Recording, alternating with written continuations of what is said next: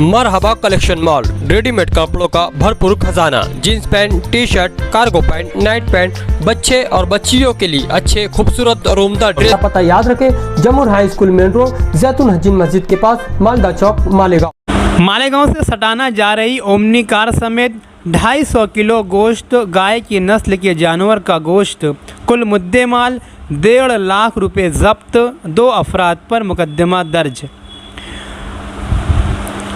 सटाना police station के इस report के मुताबिक 29 जनवरी बुध को रात 2:30 बजे एक काली पीली ओमनी कार MH 15E 4021 सटाना गांव में आ रही है।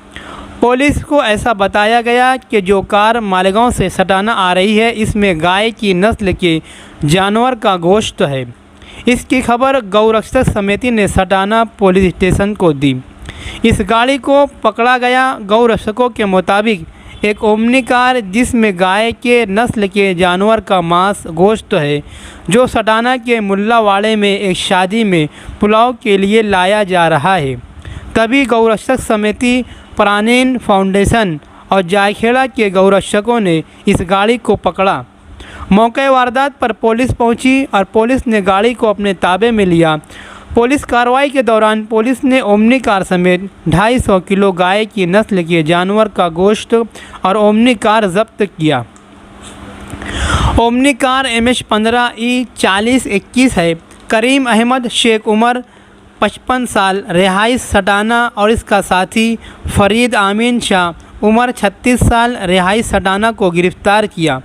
पुलिस ने 250 किलो गोश्त को मार्केट भाव 200 रुपये के हिसाब से कुल कीमत 50,000 रुपये रिकॉर्ड दर्ज की है और ओमनी कार की कुल कीमत 1 लाख रुपये बताई है।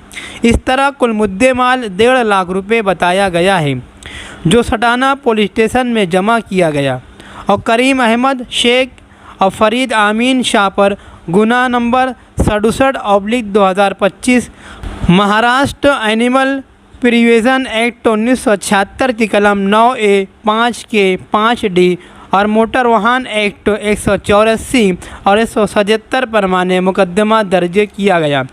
इस तरह का मुकदमा पुलिस कांस्टेबल विलास भगवान मोरे, सटाना पुलिस ने शिकायत दर्ज की और उमेश अशोक बदाने ने गुनाह दर्ज किया। इस पूरे मामले की तहकीक, जांच पड़ताल तपास अमलदार अजीत कुमार भाऊराव देवरे कर रहे हैं। याद रहे कि इसी तरह सटाना इलाके में गौरक्षक की जानिब से एक मैसेज फैलाया जा रहा है, जो दिल और दिमाग को गंदा करने और अमन शांति में भंग डालने का काम कर सकता है। पुलिस कार्रवाई कर रही है।